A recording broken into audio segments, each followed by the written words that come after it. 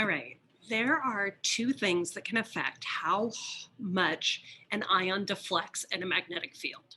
The deflection, that is how much the path of the ion that's moving bends, depends on two factors. One is the mass, and two is the charge. Think of it this way. If you're trying to pull on two things, and you're trying to pull on a heavy thing versus a light thing, which one's easier to pull? The light one. So for mass, the lighter ion deflects more.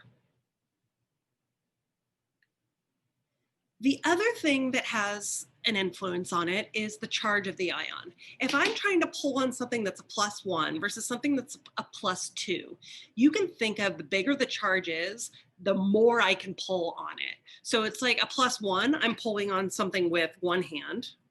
Whereas if it's a +2, I'm pulling on it with two hands. I can get a better grip on it. So a higher charge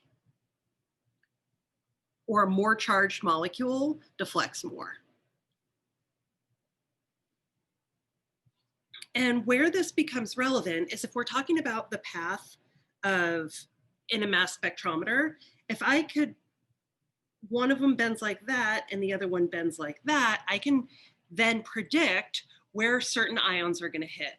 Or I can use where certain ions hit to compare their masses. I've seen some multiple choice questions related to this, and I have a couple for you to practice.